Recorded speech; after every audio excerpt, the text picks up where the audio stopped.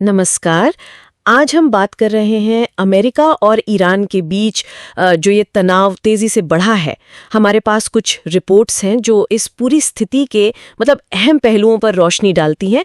तो चलिए जरा इस उलझे हुए मामले को परत दर परत समझने की कोशिश करते हैं, देखते हैं कि क्या हो रहा है। तो ये सब शुरू हुआ 23 जून 2025 को। अमेरिका ने ईरान के जो मुख्य परमाणु ठिकाने हैं फोर्डो, नतांस और इस्फहान, उन पर हवाई हमले किए। जी हाँ, और इसमें वो बंक बस्टर बॉम्ब इस्तेमाल किए गए, काफी शक्तिशाली बॉम्ब थे। हाँ, जो जमीन के नीचे बने ठिकानों को भी तबाह कर सकें।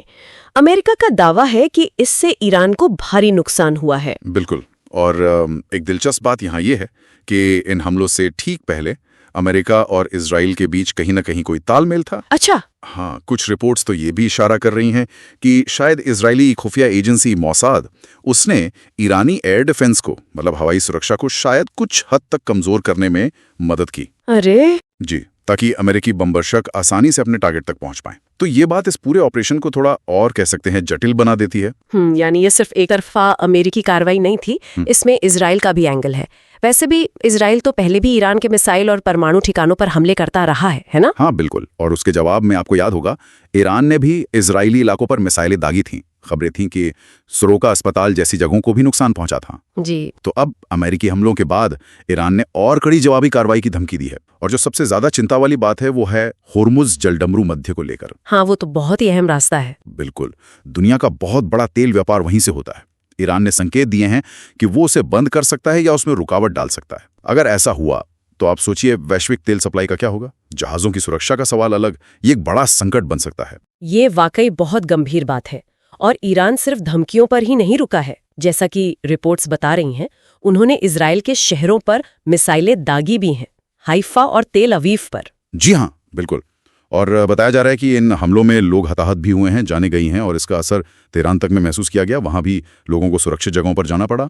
तो माहौल वाकई बहुत बिगड़ चुका है। और मामला यही नहीं रुका है।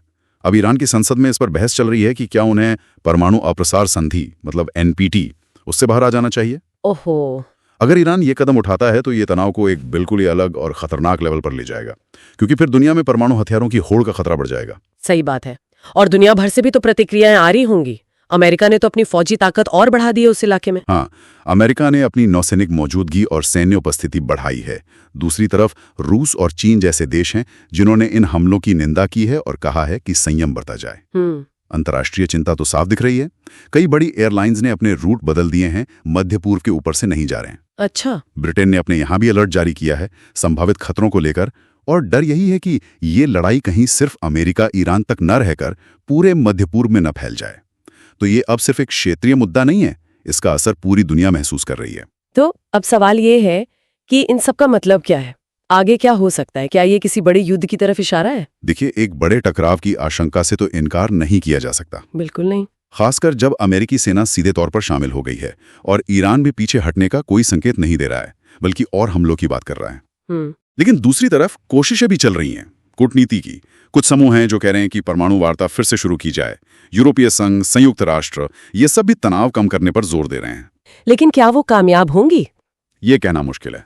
और इसी बीच अमेरिका के पूर्व राष्ट्रपति ट्रंप के बयान भी आ रहे हैं ईरान में सत्ता परिवर्तन को लेकर। वो भी स्थिति को और उलझाते हैं। तो कुल मिला के कहें तो स्थिति बहुत ही नाजुक है और अनिश्चित भी।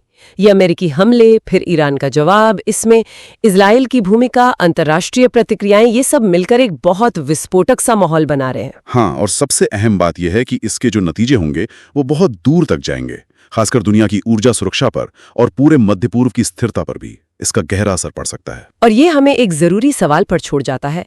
इस बढ़ते टकराव के बीच क्या बातचीत और डिप्लोमेसी के लिए वाकई कोई रास्ता बचा है, या दुनिया एक बड़े संघर्ष की तरफ बढ़ रही है, शायद अनजाने में ही?